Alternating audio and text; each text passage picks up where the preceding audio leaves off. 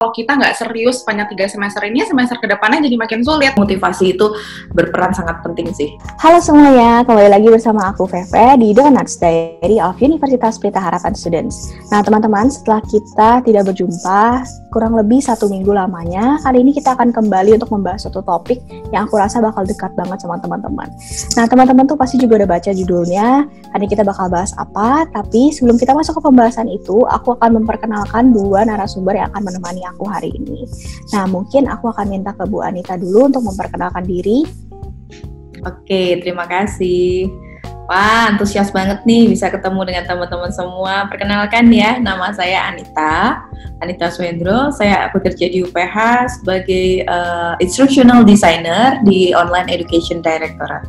Jadi kerjaan sehari-hari kami adalah mengelola portal pembelajaran LMS, Learn Management System. Kemudian kami juga membantu Bapak Ibu dosen atau juga mahasiswa dalam pembelajaran online. Salam kenal ya.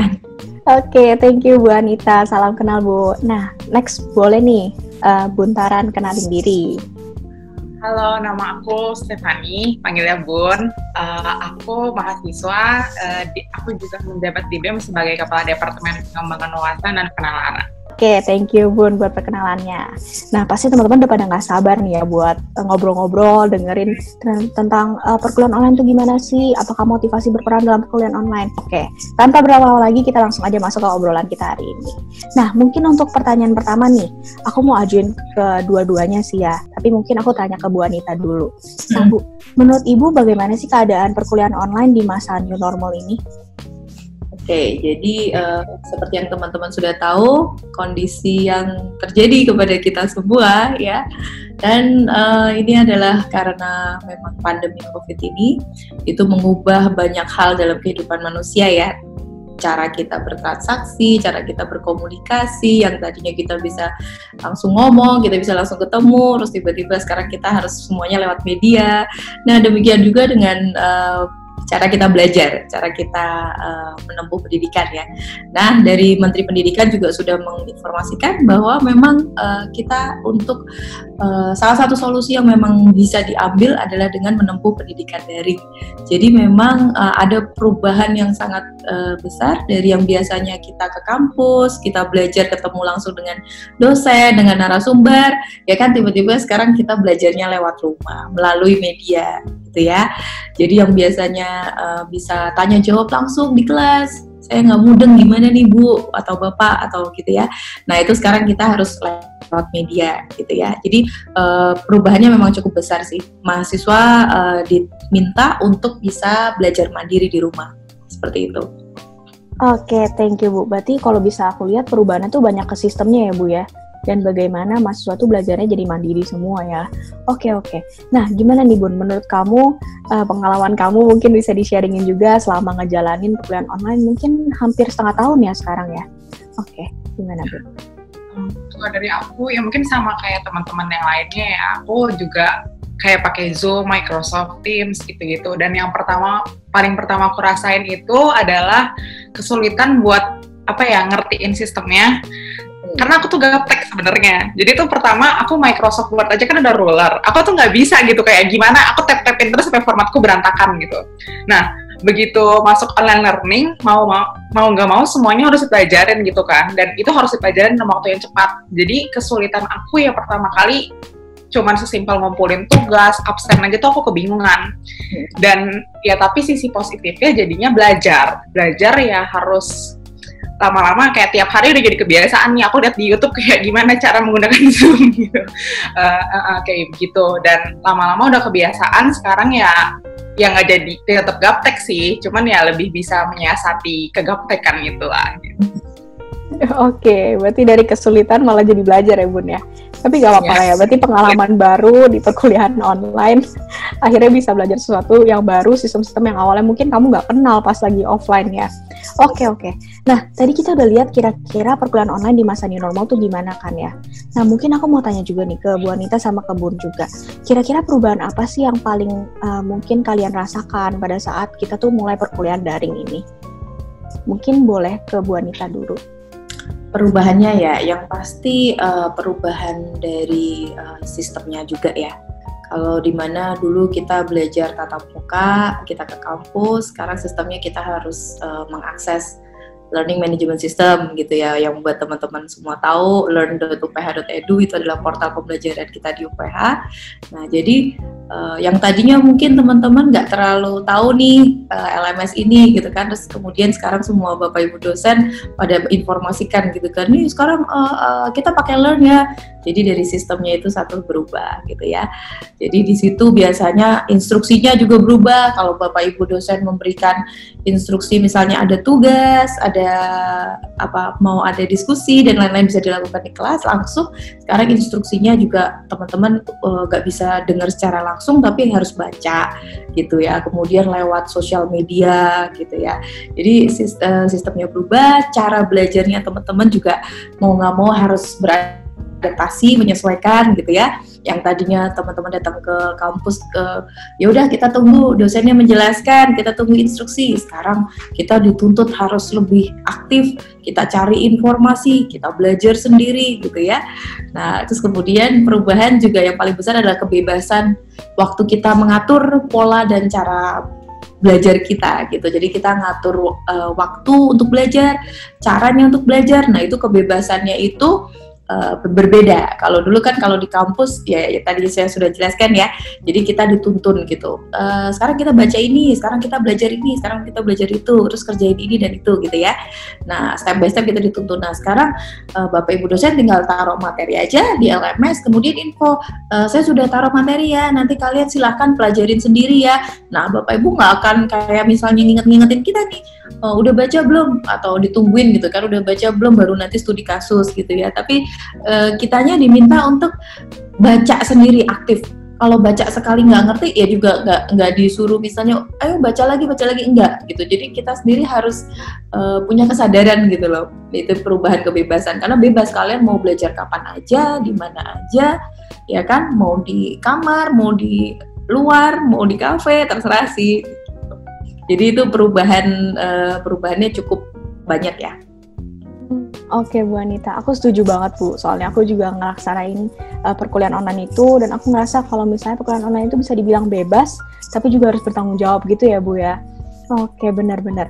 Nah, gimana Bun? Mungkin kamu bisa di-sharingin juga apa yang kamu rasain, perubahan apa yang menurut kamu paling berasa banget lah dalam perkuliahan online. Perubahan yang paling pertama berasa pasti pengeluaran buat kuota. Karena itu benar-benar bulan pertama aku langsung 2 kali lipat. Karena wifi juga nggak menunjang dan kelas kan ada yang 4 SKS, itu benar-benar lama kan. Dan makan itunya gede gitu. Jadinya pertama tuh kaget, kayak pengeluaran banyak. Sedangkan segalanya online learning, nggak cuman kelasnya, tapi ngumpulin tugas segala macam emang harus sinyalnya kuat. Jadinya yang pertama berasa sih itu. Awalnya berat. Terus lihat laptop jadi lama. Dulu tuh ingat banget waktu masih offline, meskipun suka nyatet di laptop, tapi waktu pulang ke rumah, buka laptop, nonton segala macam tuh fun gitu loh. Sekarang gara-gara udah kelamaan lihat laptop, rasanya capek mata lihat laptop ya. Makanya kalau ada tugas laptop lagi kayaknya udah males gitu. Terus habis itu yang paling sulit menurut aku ya motivasi sih. Pertama-tama masih excited nih online learning, masih coba-coba virtual background sama teman-teman begitu kan. Lama-kelamaan udah pada stop video, terus udah yang berasa cuman bosennya. Dan karena stop video, jadinya bebas gitu kan. Kita bisa di kasur, bisa duduk di mana aja sambil online learning. Pertama di meja belajar, terus aku ingat banget ada satu kelas, aku pindah duduk ke kasur, karena itu udah capek, karena itu 4 SKS jam 1. Lama-kelamaan aku nyender, terus aku sempat ketiduran. Aku ketiduran 20 menit sampai aku nggak dapet absen. Tapi ya untungnya waktu itu ya nggak dimarahin, tapi aku jadi nggak diabsenin sama dosennya gitu. Tapi ya itu juga, jadinya belajar ya pengendalian dirinya itu benar-benar lebih susah. Karena orang tua kan ya kagak peduli lah mereka. Terus habis itu dosen udah nggak ada yang perlu ingetin. Dosennya juga ya cuman ngomong, nggak mungkin mereka keep track berapa puluh anak gitu kan. Jadinya emang yang paling sulit menurut aku dari semuanya itu ya mengendalikan diri sendiri, tahan nafsu, kayak banyak banget kegiatan fun lain yang bisa dilakukan, karena kayak mau coba masak inilah, masak itu sepanjang online learning. Jadi kayak kadang tergoda banget untuk ya udah laptop nyala, tapi aku ngapa-ngapain yang lain gitu. Sebenarnya kan nggak baik, malah kita nggak ngerti pelajaran gitu kan. Nah, mengendalikan diri untuk tidak melakukan itu sangat sulit gitu. Benar-benar, itu benar banget. Belum lagi kalau pas lagi mau fokus belajar, tiba-tiba mama, papa gitu ya, dia ada pisang goreng gitu ya. Baunya, ada klik lah inilah itu ya di rumah ya. Kendalanya emang godaannya ada di sini. Iya, benar-benar. Aku juga setuju banget, soalnya aku juga ngerasain hal yang sama. Apalagi kalau misalnya udah pindahin laptop ke kasur, itu udah bener-bener ibaratnya tinggal tunggu kapan tidurnya aja ya. Oke. Nah, berarti kita udah ngerasain cukup banyak perubahan sih sebenarnya. Tadi mungkin Ibu Anita udah bilang tentang sistem dan juga learning management online yang benar-benar banyak portal-portal baru yang harus kita akses. Bun udah sharing tentang gimana sekarang laptop aja udah nggak menarik buat dilihat ibaratnya ya, karena kita bakal liatin laptop dari pagi bangun sampai malam mau tidur lagi. Nah, mungkin aku bakal tanya ke Bu Anita nih. Kira-kira Bu Anita apa sih kelebihan dan kekurangan dari perkuliahan online itu sendiri? Karena sebenarnya ini adalah realita yang harus kita jalani kan Bu, mungkin sampai akhir tahun ini atau mungkin sampai tahun depan. Oke. Jadi segala sesuatu itu pasti ada sisi positif, ada sisi negatif ya teman-teman ya. Nah, dari pembelajaran daring atau pembelajaran online itu sendiri sebenarnya konsep pembelajaran daring dan online ini bukan sesuatu yang baru. Sebenarnya ini adalah sudah lama ada gitu loh. Cuman memang pendidikan daring dan online itu dulunya tujuannya adalah membantu teman-teman kita yang memang punya keterbatasan. Jadi misalnya mereka tidak bisa melanjut kuliah dulu, mereka harus kerja gitu, atau mereka keterbatasan geografis gitu ya. Jadi mereka akhirnya putuskan mereka bekerja, kemudian ya udah mereka tetap pengen belajar, jadi mereka ambil pendidikan online supaya mereka tetap bisa belajar dan mereka bisa mendapatkan gelar gitu ya. Sebenarnya tujuan awalnya itu seperti itu. Jadi pemerataan pendidikan, kita bisa menyebarkan pendidikan. Nah, cuman karena memang kondisi kita saat ini dan kita nggak punya pilihan, kita kan harus nyemplung ya ke pendidikan online daring ini gitu ya. Nah, sebenarnya kelebihan atau positifnya itu ya tadi, jadi fleksibilitas sebenarnya ya. Jadi dengan pembelajaran daring itu teman-teman itu sebenarnya fleksibilitasnya sangat tinggi.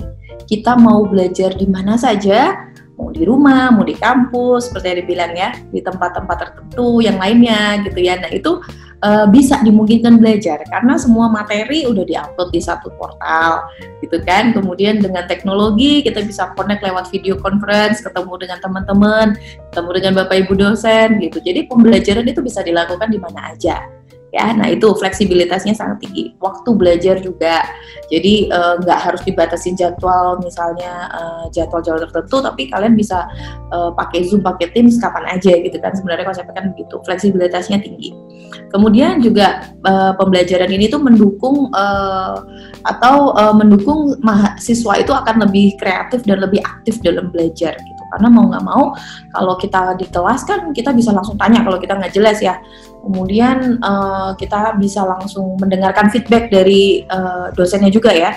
Nah sekarang mau nggak mau kalau kita terbatas dari media begini ya, kita harus lebih aktif untuk bertanya sih. Kita harus lebih aktif untuk menggali informasi karena memang waktu kita kan ketemunya terbatas online gitu ya maksudnya ya.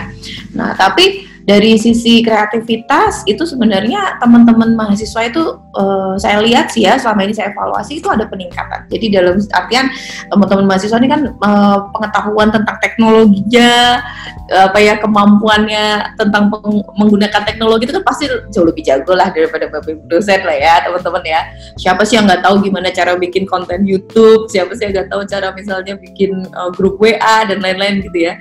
Nah jadi teman-teman ini bisa lebih kreatif gitu saat harus bikin tugas, saat harus berkolaborasi dengan teman-teman yang lain gitu ya. Jadi kreativitas itu akan tumbuh di situ pelan-pelan.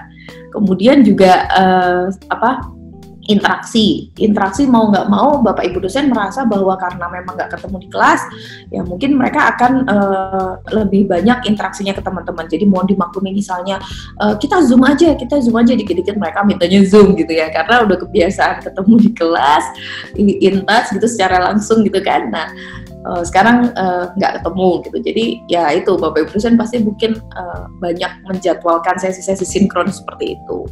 Ya itu sebenarnya bisa dibilang satu kelebihan karena tetap masih bisa ketemu dan mendengarkan penjelasan secara langsung gitu ya, instruksi secara langsung gitu. Cuman ya memang kalau nggak balance itu nanti bisa jadi sisi negatif juga nih. Itu tadi kelebihan ya. Nah kemudian dari kelebihan yang lain teman-teman, fleksibilitas itu tadi teman-teman bisa upload tugas gitu kan, nggak perlu print paper lagi, nggak perlu kirim langsung ke prodi gitu kan. Sekarang bisa langsung scan foto submit gitu kan, atau yaudah langsung aja submit gitu kan. Kemudian nilainya bisa langsung cek. Kalau kuis, bisa langsung keluar nih kuis saya gitu. Kalau ada tugas nanti dosennya bisa kasih feedback gitu kan. Jadi itu kelebihannya. Tapi sebaliknya ada kalau memang tidak di manage dengan baik atau terlalu over gitu ya, nah itu bisa jadi kekurangan gitu. Contohnya kekurangannya adalah yang tadi. Jadi ketika Bapak Ibu dosen kita, mungkin perkuliahan kita itu semuanya menggunakan sinkron ya, maunya ketemu secara online. Jadi video conference dari pagi sampai sore, ya pasti yang pertama yang pasti paket data sih. Itu kendalanya. Satu biaya itu yang dikeluarkan, kemudian yang tadinya mungkin gadget atau perangkat elektroniknya mungkin terbatas, kurang lebih misalnya harus upgrade, harus beli webcam gitu-gitu ya. Nah itu juga termasuk biaya yang memang kita harus keluarkan. Kemudian kekurangan yang lain ya stabilitas jaringan itu. Kalau memang teman-teman di daerah yang memang sinyalnya nggak terlalu bagus ya, nah jaringannya memang mungkin sedikit terganggu dan itu agak susah kalau mau upload tugas gitu-gitu ya. Jadi memang teman-teman juga harus pintar-pintar juga sih cari gitu tempat mana gitu ya. Nah kemudian gangguan eksternal lain yang paling berpengaruh waktu kita learn from home adalah memang ketika kita belajar di rumah. Itu yang tadi saya sebutkan di awal, godaannya itu banyak sekali. Itu benar teman-teman ya. Udah suasananya beda. Kalau di kelas kan kita walaupun seharian ketemu di kampus ya, masih bisa ketemu teman, ngobrol gitu ya, masih bisa kongko, masih bisa bercanda-bercanda. Ini kalau di rumah ngelihatnya kan laptop doang nih, ya kan, ketemunya laptop, ngelihatnya laptop gitu kan, nggak ada orang. Paling ya lewat itu ya, interaksi langsung itu ya. Nah tapi itu memang sih itu suatu kekurangan juga gitu. Kalau memang tidak bisa di manage dengan baik, akan lebih capek benar. Karena seharian ya kita kadang lihat laptop 3-4 jam aja, rasanya udah mata udah pedes ya. Apalagi kalau misalnya seharian kita harus online gitu ya. Benar kata teman, mungkin tadinya kita kalau ngeliat laptop happy banget gitu ya, terus sekarang kayaknya jadi gimana gitu ya. Nah itu termasuk kekurangan gitu. Dan kekurangan lain ya sebenarnya feel-nya. Kalau misalnya di kelas kan kita kan ketemu langsung gitu ya, kita bisa lihat mimik, kita bisa lihat ekspresi gitu ya. Jadi itu memotivasi kita gitu loh untuk belajar gitu kan. Sedangkan kalau di rumah itu kita kan sendiri, kadang apa yang kita rasain teman-teman nggak ada yang bisa kasih kita langsung masukan gitu ya. Lu kenapa gitu, biasanya kalau di kampus ya. Kalau di sekarang kan siapa yang mau lihat kita gitu kan, kecuali pas kita sinkron aja gitu kan. Jadi memang sih itu motivasi itu bisa berkurang ya, bisa menurun ya dalam saat-saat seperti ini kalau kita nggak punya teman, kita nggak jaga komunikasi gitulah intinya. Itu sih kelebihan dan kekurangannya. Oke, thank you Bu. Nah, berarti kalau misalnya boleh aku simpulin nih Bu, mungkin kelebihannya itu bisa ada 3 lah ya, secara garis besar ya. Pertama, kita kalau kuliah online kita lebih fleksibel. Kita bisa kuliah di mana aja, kita bisa ibaratnya upload di mana aja, dan lebih mudah ya Bu dari sistemnya sendiri ya. Kedua, kelebihannya juga kita jadi lebih kreatif. Kita bisa explore hal-hal baru yang mungkin selama ini kita nggak tahu nih gimana cara gunainnya, segala macam. Terus juga tanpa kita sadari sebenarnya kita ada interaksi lewat aplikasi-aplikasi baru kayak misalnya Zoom Meeting kayak sekarang, atau mungkin dari Teams. Nah tapi memang kekurangannya juga masih kita rasakan ya Bu, dari biaya, kita harus keluar banyak uang lagi, mungkin dari perangkat elektronik kita yang belum memadai, atau mungkin juga dari motivasi. Nah berbicara soal motivasi nih, tadi Bun juga udah sempat mention motivasi dikit di awal. saat perubahan gitu kan. Nah, mungkin aku mau tanya ke Bun juga nih. Kira-kira menurut kamu, Bun, motivasi itu gimana sih perannya? Apakah itu penting banget dalam perkuliahan online? Mungkin bisa kamu sharingin juga dari pengalaman kamu. Banget, iya banget. Karena dulu waktu kuliah offline, motivasi juga penting, tapi motivasi yang digunakan tuh cuma benar-benar sekedar untuk bangun tidur, terus pergi ke kampus. Udah di kampus ada teman, segala macem, banyak hal yang bisa membantu kita gitu. Sedangkan kalau misalkan kuliah online ya baik lagi, semuanya benar-benar kita yang kontrol. Kita bisa loh bangun tidur cuma 30 menit sebelum kelas dimulai gitu. Dan karena kayak gitu kan jadi makin malas, bangun tidur makin siang, segala macem. Karena itu motivasinya itu lebih dari sekedar harus bangun dan ikut kelas, tapi ikut kelasnya bener-bener ikutin gitu. Mempertahankannya itu yang paling sulit. Nah, terus kalau aku pribadi ngerasa selama online learning ini kan jadinya kita punya banyak banget waktu gitu kan. Kadang aku ngerasa suka take for granted waktu luang lebih yang aku punya sekarang. Karena kayak misalkan ada tugas, kalau dulu tugas deadline seminggu, bisa kerjain di hari sebelumnya atau 2 hari setelah itu, 1 jam 2 jam pasti selesai. Karena mau nggak mau harus ngerjain tugas yang lain atau harus ada kegiatan lain di kampus. Sekarang nggak ada. Sekarang tugas 1 minggu, bener-bener seminggu full, nggak ada apa-apa. Akhirnya kerjain tugas selalu tarsok gitu, nanti aja. Lama-lama ujung-ujungnya mepet, padahal punya waktu banyak, lah kenapa masih harus mepet ngerjain waktu gitu kan. Jadinya sangat disayangkan sih menurut aku, waktu udah sebanyak itu, kemarin waktu masih offline kita ngeluh terus, aduh nggak bisa olahraga, nggak bisa melakukan ini, 24 jam nggak cukup. Sekarang dikasih 24 jam itu lebih banget, malah kita take for granted. Itu yang sangat disayangkan menurut aku. Motivasi berperan untuk ngingetin kita lagi gitu. Online learning ini ya mungkin katanya santai, mungkin malesin segala macam, tapi harus lihat jangka panjangnya gitu. Kita nggak tahu online learning sampai kapan, bisa jadi sampai setahun ini aja udah 3 semester kita online learning kan. Mau 3 semester, kalau kita nggak serius sepanjang 3 semester ini, semester kedepannya jadi makin sulit, karena dari awal dasarnya udah kita nggak ada gitu. Jadi ya stick to that aja sih. Iya. Iya, betul. Nah, mungkin Bu Anita ada mau tambahin, Bu, dari yang disampaikan oleh Bun? Ya, motivasi itu kan sebenarnya daya dorong kita untuk kita tetap fokus untuk mencapai tujuan kita, gitu kan, motivasi ya. Kita harus jaga motivasi itu sih, karena dalam kondisi-kondisi yang seperti ini, itu apalagi belajar online ya, teman-teman mungkin yang lagi beradaptasi ya, belajar di rumah itu kendalanya banyak. Tadi yang udah dijelaskan sebelum-sebelumnya sih. Contohnya aja belajar di rumah gitu kan. Kita udah niat, kita udah mau fokus aja, pasti kadang ada yang berisik di rumah gitu kan. Kadang misalnya mama papa kita juga mungkin nggak tahu, wah kamu di rumah, kamu libur ya. Dipikirnya mungkin kita libur gitu kan. Dan ya kalau belajarnya di kamar itu deket sama ranjang itu kan hawa-hawanya ular ya gitu loh, jadi kita serasa kayak homey banget gitu loh. Jadi kadang kita ngerasa wah ya udah bangun siangan dikit deh atau apa, padahal sebenarnya kan tetap jadwal kuliah misalnya pagi ya kita tetap harus pagi gitu kan, tergantung bapak ibu dosennya juga ya. Jadi motivasi itu berperan sangat penting sih, supaya teman-teman tetap fokus, bisa tetap belajar gitu kan ya, bersemangat untuk mengikuti pembelajaran sampai akhir. Itu benar tadi yang dikatakan oleh si Bun, bahwa kalau kita terlena nih, kita wah kayaknya nih online gini kayaknya lebih loose kok, kayaknya dosennya juga kayaknya lebih kompromi lah gitu ya, atau kayak gitu ya, takutnya nanti kita nggak bisa kejar nilai gitu, kita nggak bisa mempertahankan IP kita gitu ya, takutnya seperti itu. Atau kita terbiasa enak, jadinya nanti tiba-tiba waktu mau ujian kondisi udah normal, nah kita nanti agak kesulitan gitu sih. Jadi harus memang benar-benar fokus ya dan termotivasi.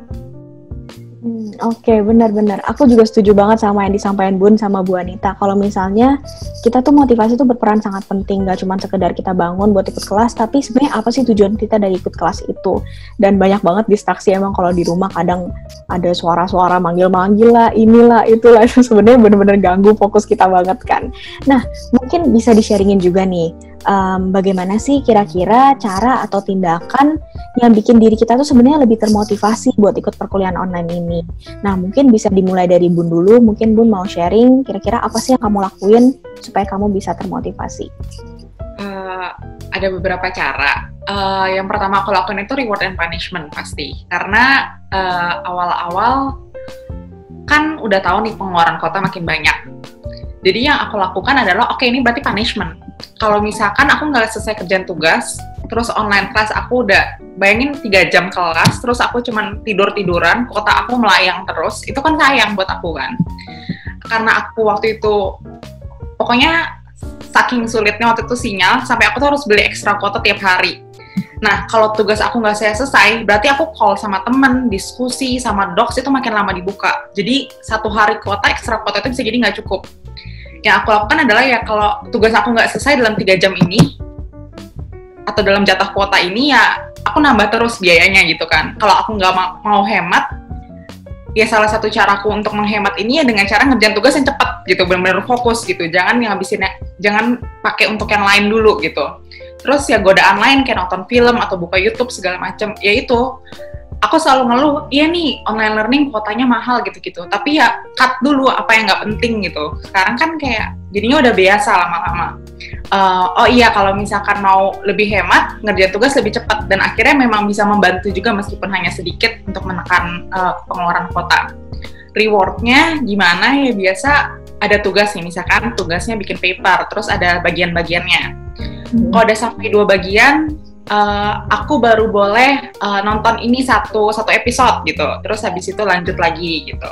Jadinya lumayan memotivasi sih, jadi kerja lebih cepat, lebih efektif, nggak mau procrastinate, karena nggak bisa nonton kalau misalkan nggak ngerjain tugas gitu kan.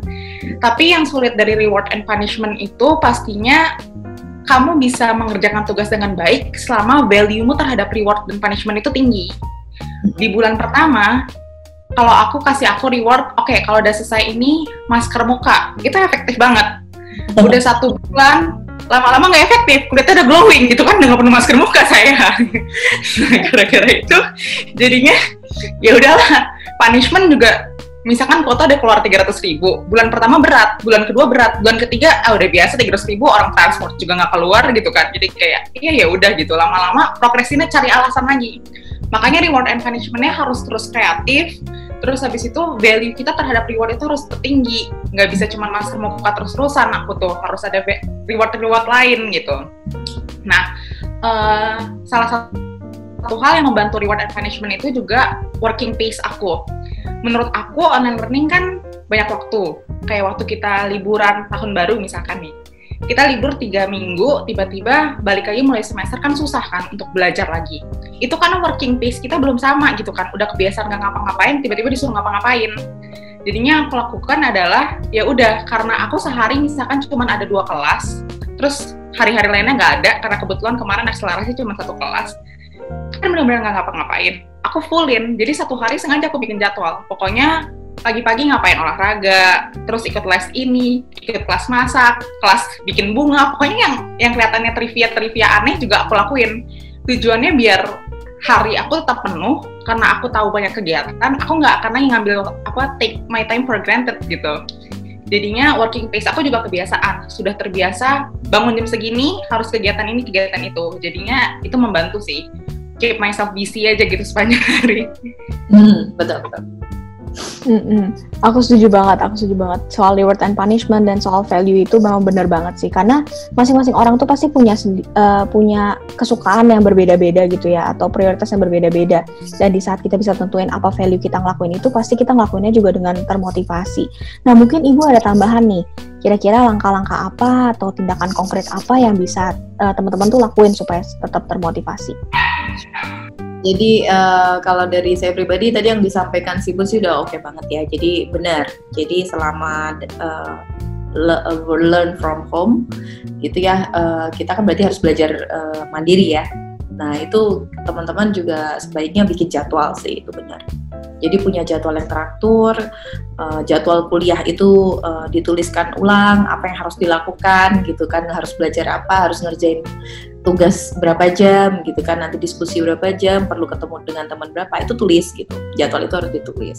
Kemudian juga masukan dari aku adalah supaya lebih termotivasi itu yang paling penting, kita itu harus punya paradigma atau kita harus selalu menanamkan dalam pemikiran kita bahwa kondisi seperti ini ya, itu jangan dianggap cuma sebagai kok begini sih, negatif gitu ya, tapi kita bisa anggap, kita tanamkan bahwa ini adalah sebuah challenge sekaligus opportunity gitu ya. Jadi challenge-nya maksudnya adalah masih gue nggak bisa survive gitu kan, dari sekian banyak teman-teman semuanya, nggak cuma teman di UPH, teman-teman di universitas lain dan di belahan dunia manapun semua mengalami hal yang sama. Cuman coba tanamkan ini, ini challenge loh, bisa nggak kamu survive dan kamu lewat dari ini ya kan. Kondisi ini juga nggak akan selamanya begini gitu kan, tapi ketika kita nanti lewat dari kondisi ini gitu kan, kita kan harus survive ya. Kita karena waktu kan jalan terus ya teman-teman ya, nggak mungkin juga kita waduh gue cuti kuliah aja gitu kan, nggak mungkin, atau sekolah berhenti, kampus berhenti, enggak. Jadi waktu tuh jalan terus, jadi ini harus jadi challenge dan kita harus memotivasi diri kita, kita harus survive ya, kita harus hebat nih, kita harus jadi generasi yang hebat, kita harus survive dalam masalah ini. Sekaligus opportunity-nya dalam artian memang dalam kondisi seperti ini Bapak Ibu dosen juga pasti akan lebih ada sedikit kompromi dengan kita karena kondisi begini, mereka juga sedang belajar gitu ya. Nah, jadikan opportunity ini tuh sebagai kesempatan untuk teman-teman raih nilai gitu. Jadi semangat ya, kemudian banyak bertanya, aktif bertanya gitu ya. Nah, jadikan itu sebagai opportunity untuk teman-teman tuh tetap bisa mempertahankan nilai ya, mencetak skor lah ibaratnya seperti itu. Itu kemudian yang tadi bikin timetable, kemudian ya betul reward and punishment itu. Jadi harus bijak ya untuk memilih aktivitas mana yang saya mau lakukan, karena kalau kita instead of kita belajar terus akhirnya kita buang kuota kita buat Netflix, kita nonton berapa seri gitu ya, udahnya boros, kita mata lebih capek. Terus nanti kalau kita lebih capek ke depan bangunnya telat-telat gitu. Jadi ini kayak ngefek terus, bergulir terus gitu loh. Habit yang kita tanamkan itu harus benar. Kita harus punya habit yang benar akhirnya ya. Kita harus perhatikan juga makan kita, tidur kita, pola-pola kita yang tadinya kan kita tahu sendiri anak mahasiswa ya, makan Indomie terus atau makan junk food gitu ya. Nah sekarang kita nggak bisa kayak gitu lagi. Jadi kita memang harus manage diri kita, harus lebih teratur, harus lebih sehat seperti itu sih. Oke, thank you Bu. Nah berarti tadi Bu Anita juga udah mention ulang lagi kalau misalnya kita tuh lebih baik bikin jadwal juga ya. Jadi biar kita tahu nih keseharian kita mau ngapain aja. Nah, mungkin ini pertanyaan terakhir buat pembicaraan kita nih tentang perkuliahan online. Nah, misalnya nih Bu Anita dan juga Bun, teman-teman kita tuh udah ngelakuin nih semua hal yang tadi mungkin Bun lakuin, Bu Anita juga saranin untuk lakuin. Tapi ternyata mereka belum bisa untuk termotivasi. Nah, kira-kira ada gak sih solusi yang tepat atau mungkin satu patah dua patah kata, tips-tips untuk teman-teman supaya bisa tetap termotivasi walaupun mungkin gagal dalam melakukan tindakan-tindakan tersebut? Oke, mungkin boleh dimulai dari Bu Anita dulu, nggak apa-apa. Oke, kalau dari saya solusinya ya sebenarnya itu yang pertama tetap dari diri kita sendiri ya. Untuk kita supaya termotivasi kita harus menjaga pikiran kita tetap positif. Itu yang pertama ya. Jadi jangan cuma lihat sisi negatifnya aja gitu. Kita harus jadi orang juga tetap punya pikiran yang positif. Itu yang pertama. Yang kedua, jaga fisik atau tubuh kita itu tetap fit dan sehat gitu. Nah, kenapa? Apa urusannya? Karena dalam tubuh yang sehat terdapat jiwa yang kuat ya. To keep us sane, untuk membuat kita tuh tetap waras dalam kondisi seperti ini gitu ya. Jadi jangan sampai sakit, kita harus atur pola makan, banyak minum air putih. Kalau teman-teman di depan laptop seharian itu kan kadang kita lupa minum ya itu sediain air putih, kemudian tidur juga lebih awal, jangan main game lagi sampai tengah malam gitu ya. Nah itu hal-hal kayak gitu tuh menjaga tubuh fisik kita tuh tetap baik ya, karena dalam kondisi seperti ini, aduh amit-amit jangan sampai kita masuk rumah sakit deh ya beresiko banget ya. Dan kalau kita punya tubuh fisik yang sehat dan kuat, kita bisa berpikir jernih ya, kita bisa tetap menjaga pikiran kita itu positif lah ibaratnya seperti itu. Jangan kalau misalnya kita sakit-sakitan kan kadang kita jadi kok kenapa begini ya, gue kayaknya nggak bisa catch up deh, aduh gimana ya gitu. Jadi negatifnya nanti bisa keluar. Terus kemudian penting juga solusi lain adalah tetap berinteraksi atau berkomunikasi, sharing dengan orang lain. Ya, saat kita melakukan pembelajaran online tanpa kita sadari itu kita itu kalau berkomunikasi kan lewat media ya, tapi dalam sehari kita itu komunikasinya terus kita lihat laptop kita gitu. Jadi kita harus sharing juga sih, cari satu orang minimal, mungkin papa, mama atau temen gitu. Kita cerita, kita curhat ya. Jadi supaya kita tuh nggak ibaratnya ansos, nggak ini ya terisolasi begitu aja gitu ya. Jadi kita tetap harus berkomunikasi dengan orang. Apa yang kita rasain di perasaan kita, di hati kita itu kita ungkapkan gitu loh, supaya kita tuh lega gitu, seperti itu sih. Itu bermanfaat. Kemudian ya tadi self reward itu sih. Oke, thank you Bu Anita. Nah mungkin Bun ada mau tambahin nih buat teman-teman. Aku setuju banget sih sama kata Ibu Anita, karena kan motivasi pada akhirnya dari diri kita sendiri. Mau cara kita mempertahankan motivasinya sehebat apapun, kalau kitanya sendiri nggak mau mendorong diri sendiri ya susah gitu. Bagian dari disiplin itu paksa diri sendiri, paksa buat bangun, paksa buat belajar gitu. Reward and punishment, timetable, itu cara yang baik. Tapi pada akhirnya cara-cara itu hanya bisa membantu kamu membiasakan diri pada habit yang lebih baik gitu. Biasain kamu, sebulan ini akhirnya udah jadi habit gitu. Tapi ya pada akhirnya untuk mempertahankan habit itu kan kamu juga harus stay motivated gitu kan. Nah motivasinya ini ya datang dari sendiri dan datang dari tujuan kamu gitu. Ingat kuliah tuh tujuannya apa? Ya balik lagi aja terus ke situ gitu. Orang banyak bilang kayak iya nggak apa-apa, yang penting kuliah mah proses bukan nilai. Benar gitu, maksudnya IPK bisa jadi goal kamu. Tapi kalau IPK bukan goal kamu, ya ingat aja orang tua kamu tuh bayar gitu kuliah. Biarpun mereka nggak peduli nilai, lah kali masa cuman kasih ke mami papi, iya udah kuliah gitu kan. Give something to them dong, dengan cara ya prestasi kamu baik gitu. Jadi ya goal kamu juga harus benar gitu. Jadinya goal itu menurut aku lebih kuat sih untuk bantu kita stay motivated, karena ya diingetin terus akan tujuan gitu. Dan yang terakhir ini agak cringe, tapi gratefulness itu emang penting. Soalnya ya balik lagi gitu, kita udah punya waktu banyak, tapi kita take for granted karena ya kiranya ini hak kita gitu. Padahal pikirin ini tuh kondisi yang stressful gitu. Ini lagi pandemi, banyak orang nggak bisa kuliah, banyak orang nggak bisa belajar karena nggak punya akses ke internet, ke teknologi. Banyak orang bahkan sakit gitu. Kita masih sehat, masih bisa belajar.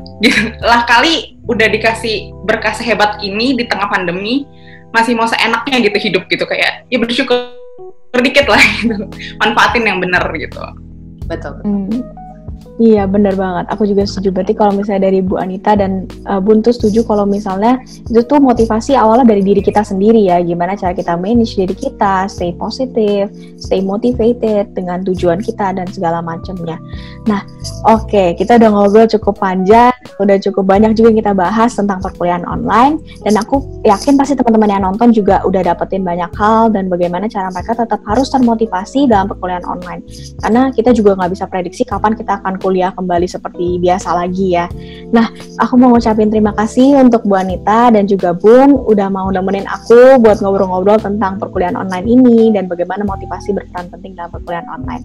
Aku harap nanti teman-teman yang nonton juga bakal dapet pesan-pesannya juga dan juga menikmati Donuts kita. Jadi mungkin kiranya itu aja Donuts dari episode ke-7. Terima kasih. Thank you.